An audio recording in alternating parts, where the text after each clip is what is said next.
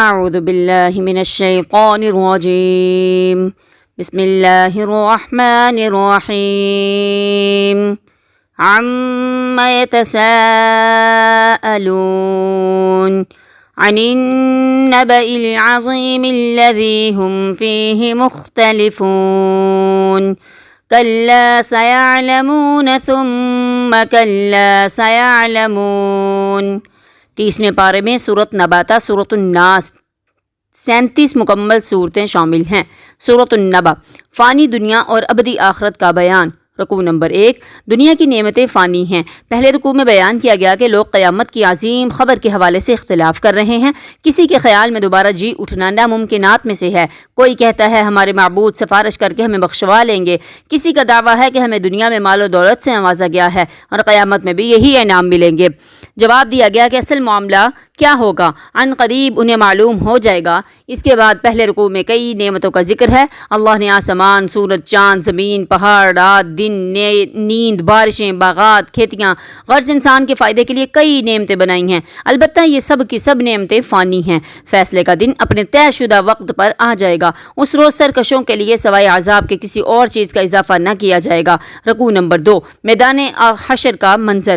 دوسرے رکوع میں بشارت دی گئی کہ روز قیامت متقیوں کو ان کے نیکیوں کے حساب سے پورا انعام مل جائے گا۔ اس کے بعد ارشاد ہوا میدان حشر میں تمام انسان اور فرشتے صف باندھے اللہ کے سامنے عاجزی کے ساتھ کھڑے ہوں گے۔ کسی کو اللہ کے سامنے بات کرنے کی ہمت نہ ہوگی۔ جو بھی بولے گا اللہ کے حکم سے بولے گا۔ اللہ کے سامنے کسی کی بیجا سفارش نہ کرے گا۔ بد نصیب کافر نامہ اعمال میں اپنے تمام سیاہ اعمال دیکھے گا، حسرت سے کہے گا کاش میں انسان نہیں مٹی ہوتا، اس برے انجام سے دوچار نہ ہوتا۔ سورۃ النازعات قیامت کا عبرت انگیز بیان۔ رکوع نمبر 1 موت اور قیامت کے مناظر۔ پہلے رکوع میں خبردار کیا گیا کہ موت کے وقت دنیا دار آدمی کی جان بڑی مشکل سے نکلتی ہے۔ فرشتوں کو اس کے وجود میں ڈوب کر اور بڑی قوت سے کھینچ کر اس کی جان نکالنی پڑتی ہے۔ اس کے برعکس نیک انسان کی جان فرشتے بڑی آسانی سے محض ایک بند کھول کر نکال لیتے ہیں۔ کفار قیامت کو جھٹلا رہے ہیں، حالانکہ اس روز زمین شدت سے لرزے گی، دل دھڑکتے ہوں گے اور نگاہیں خوف کے مارے جھکی ہوئی ہوں گی۔ جب سور میں پھونکا جائے گا تو ایسے محسوس ہوگا جیسے ایک زوردار جھٹکی کی آواز ہے اور تمام جنوں انس حشر کے کھلے میدان میں جمع ہو جائیں گے۔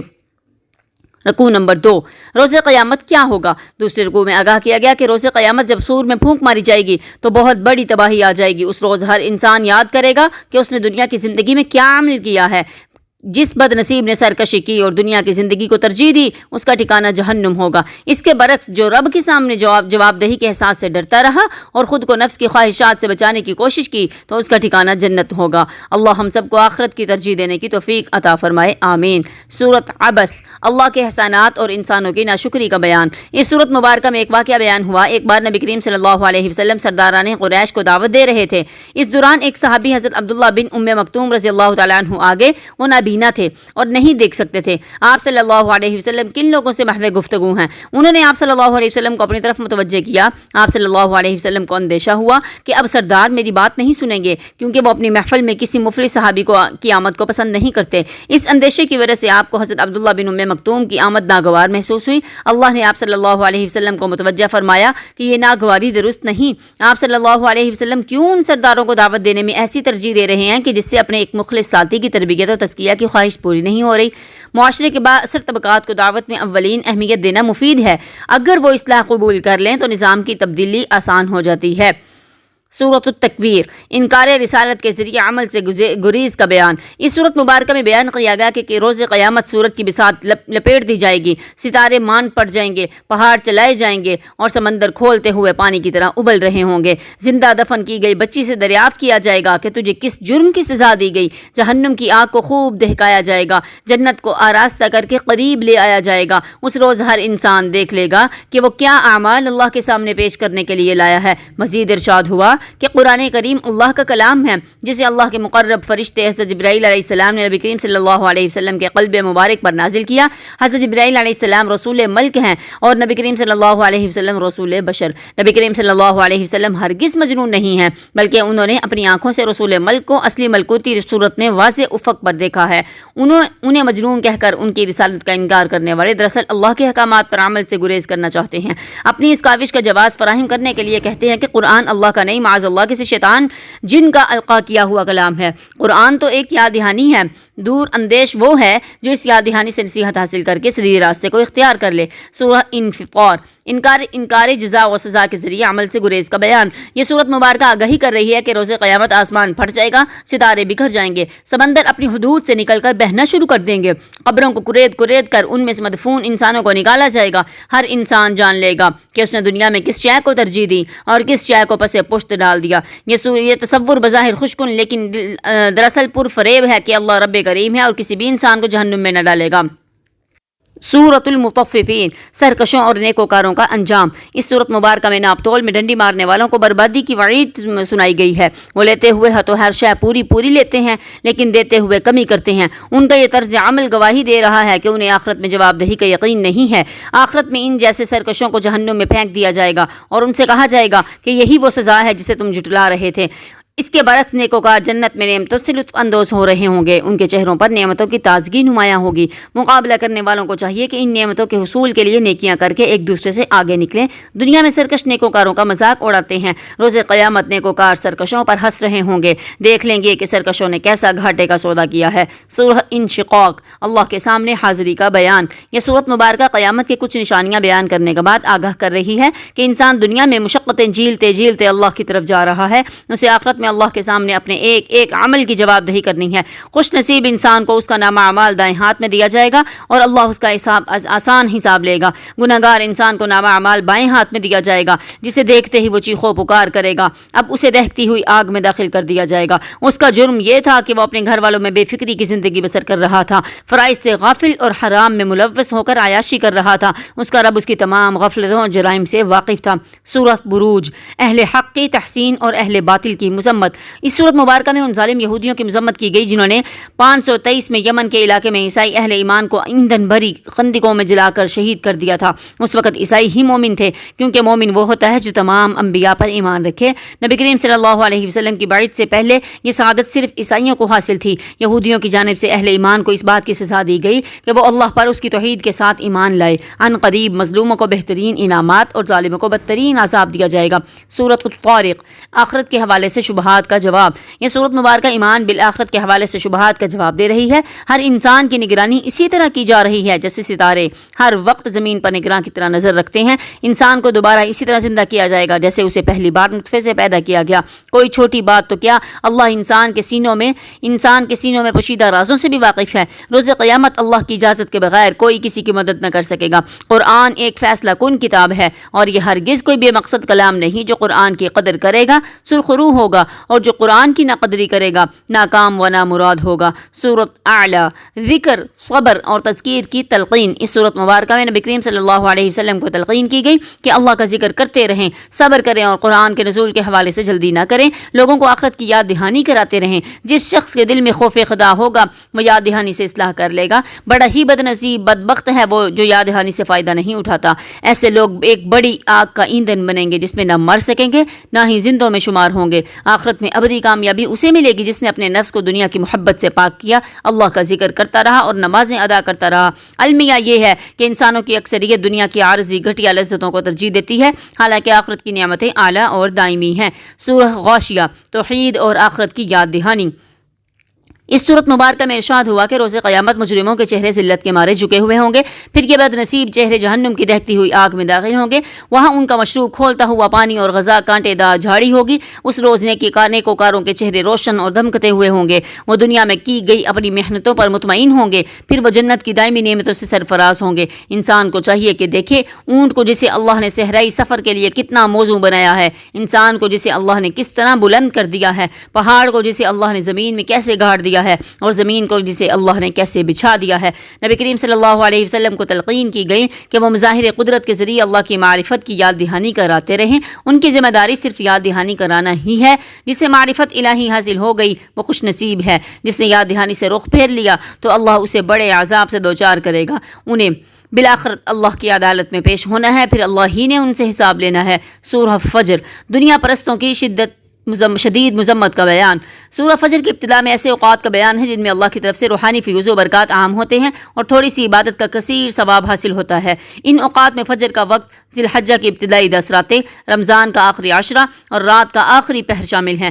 دنیا پرست روحانی نعمتوں کے بجائے مادی نعمتوں کو ترجیح دیتے ہیں۔ کیا وہ نہیں دیکھتے کہ قوم عاد، قوم سمود اور آل فرعون کے پاس کتنی مادی نعمتیں تھیں، لیکن وہ کیسی ذلت سے دوچار ہوئے۔ اللہ انسان کی آزمائش 2 صورتوں سے کرتا ہے، کبھی نعمتوں کی فراوانی کر کے شکر کا امتحان لیتا ہے اور کبھی نعمتیں چھین کر صبر کا امتحان لیتا ہے۔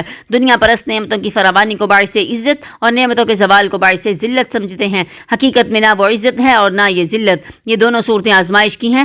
دنیا پرست مالداروں کی عزت کر کے یتیموں کی تحقیر کرتے ہیں، دوسرے وارثوں کو محروم کر کے وراثت کے مال پر قبضہ کر لیتے ہیں۔ ان قریب اللہ زمین کو کوٹ کوٹ کر برابر کر دے گا اور اس پر موجود تمام مال و اسباب فنا ہو جائے گا۔ پھر زمین پر کی گئی دنیا پرستی کا بدلہ چکانے کے لیے اللہ زمین پر نزول فرمائے گا۔ اس روز ہر دنیا دار انسان افسوس کرے گا کہ وہ کس عارضی دنیا کا طلبگار رہا، لیکن اب افسوس کا کیا فائدہ؟ اللہ اسے ایسا عذاب دے گا جیسا عذاب کوئی اور نہیں دے سکتا۔ البتہ وہ خدا پرست انسان جس کا مطلوب و مقصود دنیا نہیں اللہ کی رضا کا حصول تھا، اپنی اس ترجیح پر بہت ہی مطمئن ہوگا۔ اللہ اسے بشارت دے گا کہ تمہارا مقصود حاصل ہوا، میں تم سے راضی ہوں اور اب تمہیں وہ نعمتیں دوں گا جو تم بھی خوش ہو جاؤ گے۔ آؤ میرے مقرب بندوں میں شامل ہو جاؤ اور میری نعمتوں بری جنت سے خوب فیض حاصل کرو۔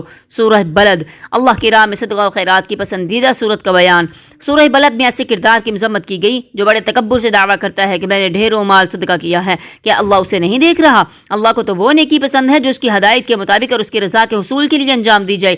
اس کے نزدیک پسندیدہ صدقہ یہ ہے کہ پورے خلوص کے ساتھ ایسے ناداروں کی مدد کی جائے جن سے دنیا میں کسی بدلے کی امید نہ ہو، غلاموں کو آزاد کرایا جائے، قحط کے دوران بھوکوں کو کھانا کھلایا جائے، یتیموں کی سرپرستی کی جائے اور بے سہارا مساکین کو سہارا دیا جائے۔ مال اللہ کی راہ میں خرچ کرنے سے دل کی صفائی ہوگی اور جو اللہ کی قربت حاصل ہوگی۔ ایسے لوگ اگر دوسروں کو بھی صبر و استقامت کے ساتھ انسانی ہمدردی کی ترغیب دیں گے تو انہیں بہترین بدلہ عطا کیا جائے گا۔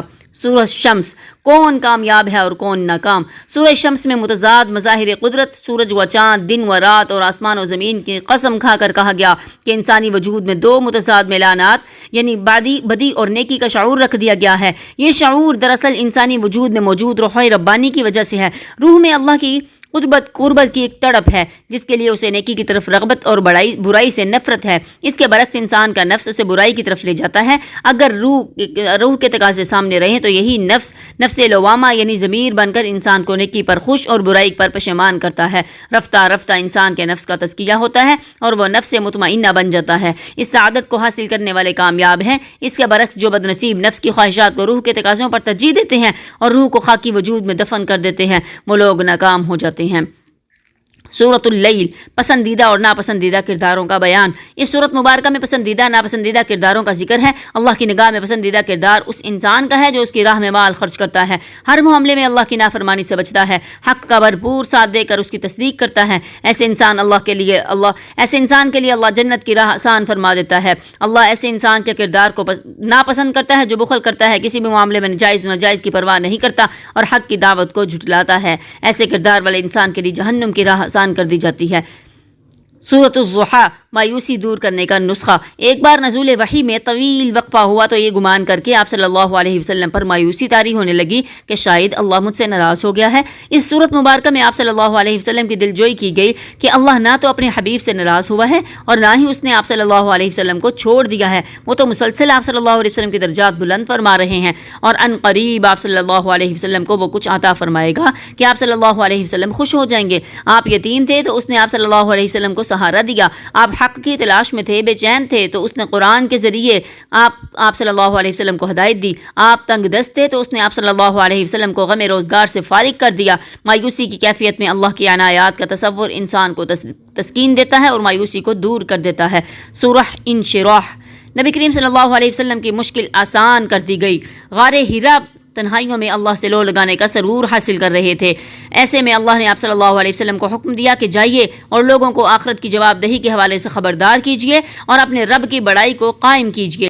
کہاں وہ ذکر اللہ کی لذت اور کہاں ایک جھگڑنے والی قوم کو خبردار کرنا، ان کی گستاخیاں برداشت کرنا، اللہ کے دشمنوں سے معرکہ آرائی کر کے دین حق کو غالب کرنا۔ آپ صلی اللہ علیہ وسلم اس بھاری ذمہ داری سے بوجھل ہو رہے تھے، لیکن کچھ عرصے بعد آپ صلی اللہ علیہ وسلم کو انشراح صدر ہوا کہ میری اس مشقت سے بہت سے لوگوں کی اصلاح ہوگی اور وہ دنیا میں ظلم سے اور آخرت میں جہنم کی آگ سے بچ جائیں گے۔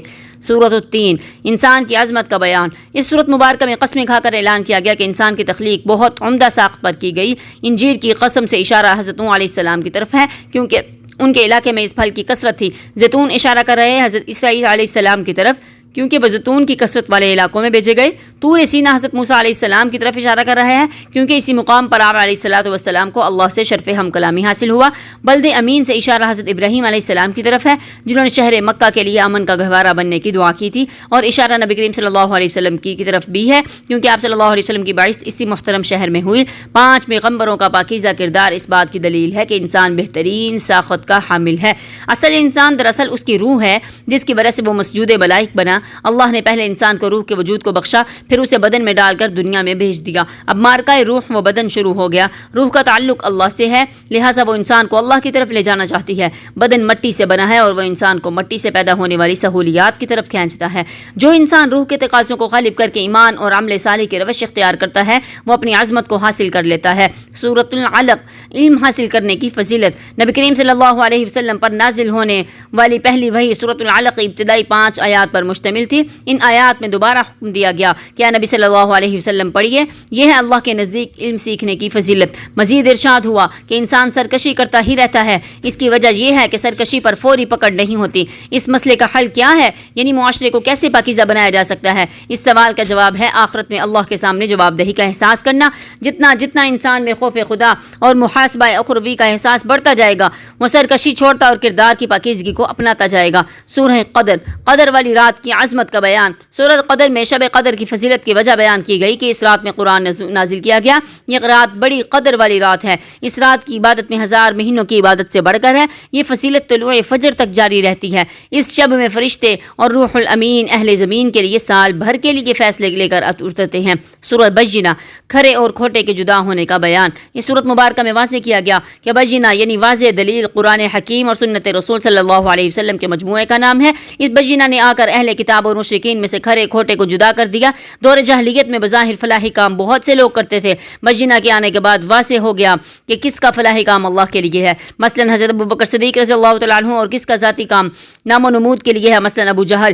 بینہ کے ذریعے اللہ نے حکم دیا گیا کہ ہر معاملے میں اللہ کی بندگی کرو بالکل یکسو ہو کر، یہی بالکل سیدھا دین ہے۔ اس سیدھے دین پر نہ چلنے والے بدترین مخلوق ہیں، ان کی سزا جہنم کی بھڑکتی ہوئی آگ ہے۔ اس کے برعکس حق پر ایمان لانے اور اچھے اعمال کرنے والے بہترین مخلوق ہیں، ان کے لیے وہ دائمی باغات ہیں جن کے نیچے نہریں بہہ رہی ہوں۔ اللہ ان سے راضی ہوا اور اللہ سے راضی ہو گئے۔ یہ نعمت اسے ملے گی جو دنیا میں اپنے رب سے ڈرتا رہا۔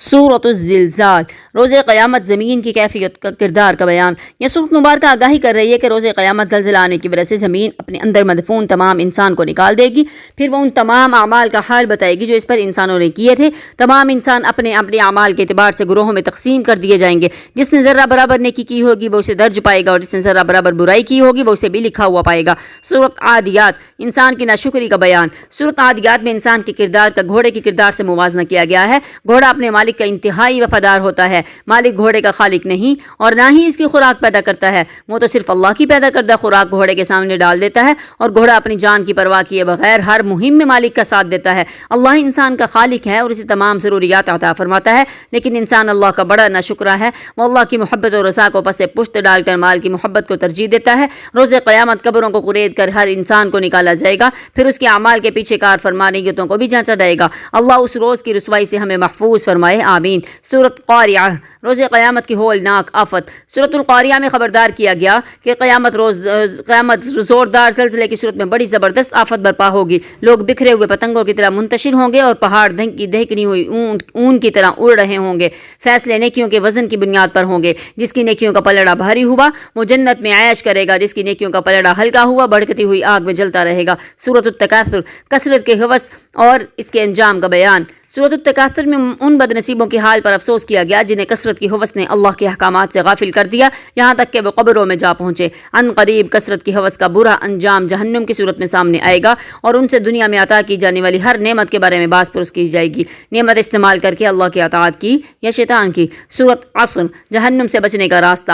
اس سورۃ مبارکہ میں تاریخ انسانی کو گواہ بنا کر بیان کیا گیا کہ دنیا میں آنے والے انسانوں کی اکثریت دنیا کے دھوکے میں آ گئی اور اس نے غفلت کی زندگی گزار کر جہنم میں جانے کی راہ اختیار کی۔ البتہ ایسے لوگ جہنم سے بچ سکتے ہیں جو نبی کریم صلی اللہ علیہ وسلم کی بتائی ہوئی تعلیمات پر ایمان لے آئیں، اچھے اعمال کریں، دوسروں تک حق کا پیغام پہنچائیں اور تبلیغ حق کی راہ میں آنے والی مشکلات پر ایک دوسرے کو صبر و استقامت کی تلقین کریں۔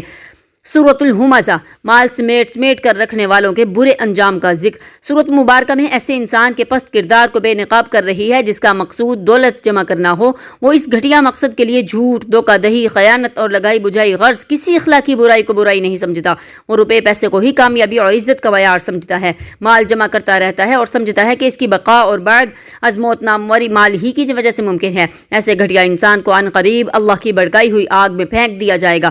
سورۃ الفیل، ہاتھی والوں کے برے انجام کا بیان۔ سورۃ فیل میں ہاتھی والوں کی معجزانہ تباہی کا بیان ہے۔ یہ ہاتھی والے یمن کے عیسائی تھے جن کا سرغنہ ابرہہ تھا۔ وہ چاہتا تھا کہ یمن سے شام تک کے تجارتی فوائد اہل یمن کو حاصل ہوں۔ یہ فوائد اس وقت قریش کو حاصل تھے۔ مکہ میں بیت اللہ کی وجہ سے پورے عرب میں قریش کا مذہبی احترام پایا جاتا تھا۔ ان کے تجارتی قافلے امن کے ساتھ ہر علاقے سے گزر جایا کرتے تھے۔ ابرہہ نے قریش کے مذہبی حیثیت حاصل کرنے کے لیے اکلیس نامی ایک نام نہاد عبادت گاہ یمن میں بنائی تھی اور تمام اہل عرب کو اس مقام پر آ کر عبادت اور حج کرنے کی دعوت دی۔ اس کی دعوت کسی نے قبول نہ کی۔ ضد میں آ کر اس نے بیت اللہ کو شہید کرنے کا ناپاک منصوبہ بنایا۔ 60,000 کا لشکر لے کر مکہ کی طرف روانہ ہوا۔ اس لشکر میں 13 ہاتھی بھی تھے تاکہ لوگوں پر ایک رعب قائم ہو۔ جیسے ہی یہ لشکر مزدلفہ سے نکل کر وادی محصر میں داخل ہوا، اللہ نے چھوٹے سے ایک پرندے ابابیل کے جھنڈ اس لشکر پر چھوڑ دیے۔ ان کی چونچ میں زہریلے اثرات رکھنے والی مٹی کی کنکریاں تھیں۔ پرندوں نے وہ کنکریاں ابرہہ کے لشکر پر پھینکی۔ کنکری جسم کے جس حصے پر پڑتی وہ گلنا شروع ہو جاتا۔ ہاتھی ان کنکریوں کے اثرات سے بلبلا اٹھے اور واپس مڑ کر اپنے ہی لشکر کے لوگوں کو روندتے ہوئے پورا لشکر تباہ ہوا۔ اللہ نے اپنے عظیم گھر بیت اللہ کو محفوظ رکھا۔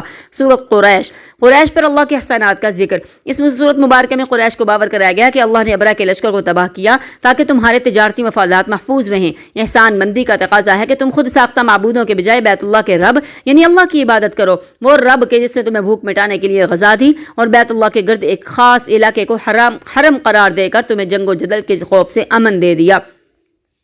سورۃ ماعون، جزا و سزا کو جھٹلانے والے پست کردار کا بیان۔ سورۃ ماعون میں آگاہ کیا گیا کہ جو شخص جزا و سزا کا یقین نہیں رکھتا وہ کردار کی انتہائی پستی کا شکار ہو جاتا ہے۔ یہی وہ شخص ہے جو یتیم کو دھکے دیتا ہے، محتاجوں کو کھانا کھلانے کی ترغیب نہیں دیتا، نماز جب جی چاہتا ہے تو پڑھتا ہے اور وہ بھی لوگوں کو دکھانے کے لیے، عام استعمال کی اشیاء بھی کسی ضرورت مند کو نہیں دیتا۔ اللہ ہمیں جزا و سزا کا یقین عطا فرمائے، آمین۔ سورۃ کوثر، نبی کریم صلی اللہ علیہ وسلم پر کثرت عنایات کا بیان۔ سورۃ کوثر میں نبی کریم صلی اللہ علیہ وسلم کو عطا کی جانے والی کثیر نعمتوں کا ذکر ہے۔ قرآن جیسی کامل ہدایت، اسلام جیسا مکمل دین، صحابہ کرام جیسے جانثار ساتھی، بہت بڑی امت اور محض 21 برس میں دین کو غالب کرنے کی سعادت۔ آپ صلی اللہ علیہ وسلم کو ان نعمتوں کا شکر ادا کرنے کے لیے نماز ادا کرنے کی، قربانی پیش کرنے کی تلقین کی گئی۔ دشمن سمجھتے ہیں کہ آپ صلی اللہ علیہ وسلم کی اولاد نرینہ بچپن ہی میں فوت ہو گئی اور اب آپ صلی اللہ علیہ وسلم کا نام باقی نہیں رہے گا، تو یہ ان کی خام خیالی ہے۔ وہ خود ہی بے نام و نشان رہیں گے۔ آپ صلی اللہ علیہ وسلم کا ذکر خیر قیامت تک بلند برتر رہے گا۔ سورۃ کافرون، کافروں سے اعلان برات۔ اس سورۃ مبارکہ میں کافروں کی طرف سے سمجھوتا کی پیشکشی کو سختی کے ساتھ رد کرتے ہوئے آگاہ کر دیا گیا کہ نبی کریم صلی اللہ علیہ وسلم ہرگز تمہارے معبودوں کی عبادت نہیں کریں گے، اسی طرح تم بھی آپ صلی اللہ علیہ وسلم کے معبود حقیقی کی عبادت نہیں کرتے۔ معبود حقیقی کی تو کوئی اولاد یا شریک نہیں، جبکہ تم ایک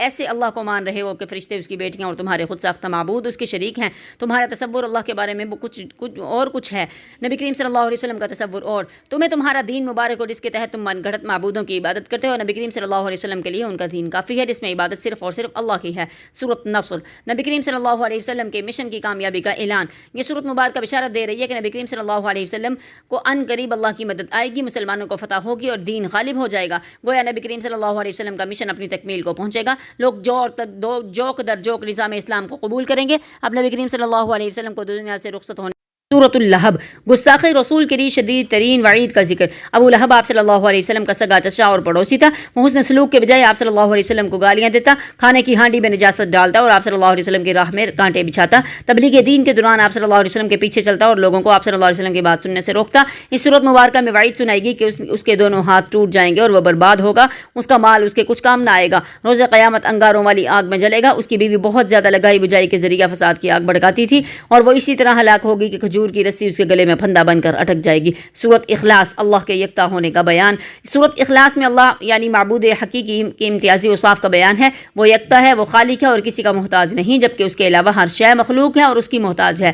اس کی کوئی اولاد نہیں اور نہ وہ خود کسی کی اولاد ہے، کوئی بھی ایسا نہیں جو اس کی مثل ہو۔ سورۃ الفلق، خارجی شرور سے حفاظت کے لیے دعا۔ سورۃ الفلق میں خارجی شرور سے حفاظت کے لیے دعا سکھائی گئی۔ دعا کے الفاظ یہ ہیں کہ میں صبح کے رب کی پناہ طلب کرتا ہوں ہر اس شے کے شر سے جو اس نے بنائی، رات کے شر سے جبکہ وہ چھا جاتی ہے، ان جادوگرنیوں کے شر سے جو منتر پڑھ کر گروہ میں پھونکتی ہیں، حسد کرنے والے کے شر سے کہ جب وہ حسد کی بنیاد پر کسی سازش کا ارتکاب کرے۔